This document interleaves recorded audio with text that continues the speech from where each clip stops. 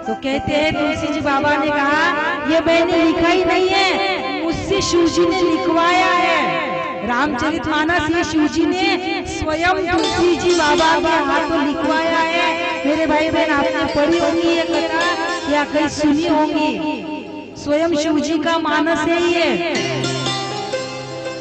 कहते हैं कि तुलसी जी बाबा इस ग्रंथ को संस्कृत में लिख रहे थे। तुलसी जी बाबा पूरा इस ग्रंथ को संस्कृत में लिख रहे थे।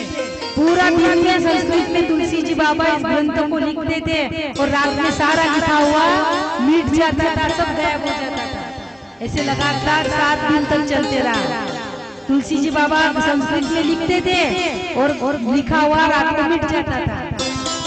तो कहते हैं तुलसी जी बाबा परेशान हो गए, ऐसा क्यों हो रहा? तो कहते हैं 7वें दिन माता पार्वती और भगवान शिव ने तुलसी जी बाबा को स्वप्न में दर्शन किया और कहा, हे तुलसी, इसको संस्कृत में मत लिखिए, इस ग्रंथ को, इसको आप अपनी भाषा में लिखिए, अवधी भाषा में लिखिए, क्योंकि संस्कृत आने वाले कलिकाल में हर कोई पढ़ नहीं पाएगा। पढ़ सकते हैं क्या हम संस्कृत के ग्रंथ? भागवत पढ़ सकते हो, वाल्मीकि रामायण पढ़ सकते हो संस्कृत में? नहीं पढ़ते हम, लेकिन रामचरितमानस पढ़ सकते हैं हम। कम पढ़ा लिखा भी व्यक्ति मानस को पढ़ सकता है, गा सकता है। संस्कृत को हर कोई नहीं गा सकता। इसलिए शिव जी ने प्रत्यक्ष दर्शन देके तुलसी जी बाबा से कहा कि आप इसे अपनी भाषा में, अवधी भाषा में लिखिए। तो कहते हैं तुलसी जी ने इसे पूरा अवधी भाषा में लिखा।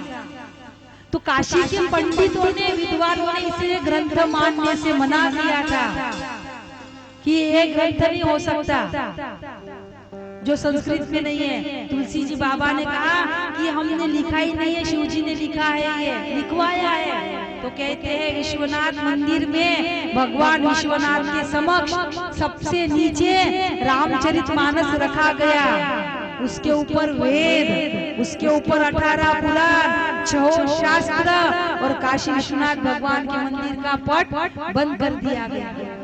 तुलसी जी बाबा रात भर भोलेनाथ भोले बाबा से प्रार्थना करते रहे, हे बाबा अब राज लागो, हमारी लाज रखना।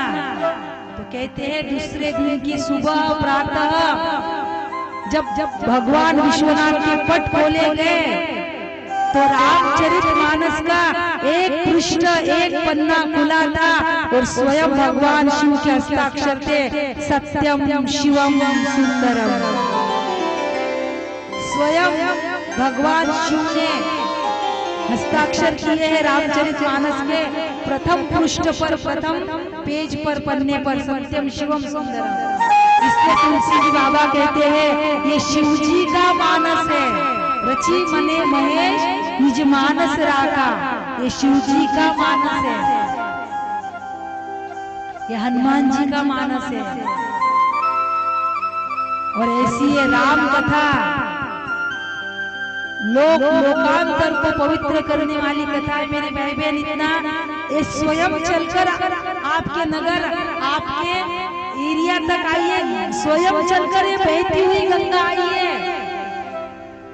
लोकांतर को पावन करने वाली कथा है, कोई मामूली चीज नहीं है। लोकांतर को 7 लोग ऊपर के, 7 लोग नीचे के, 14 लोग लोकांतर को। जैसे ही माँ भवानी ने परसों प्रसंग आएगा, शिव जी से राम कथा पूछी, शिव जी ने पूछे रघुपति कथा प्रसंगा, सकल लोग जग पावनी गंगा।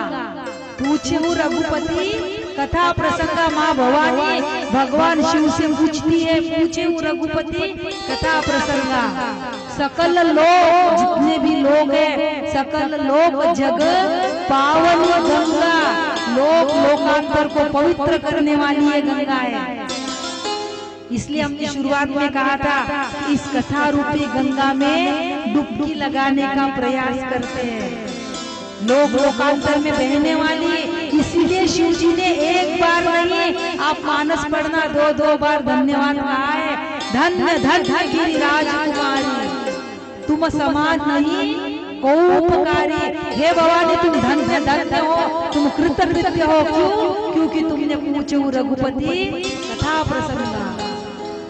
ऐसी एक कथा हमारे पाप कर्मों को काटते हैं मेरे भाई बहन। हमारे जितने भी प्रारब्ध होंगे, शिव जी कहते हैं राम कथा कली बिटप कुठारी, कुठारी यानी कुल्हाड़ी।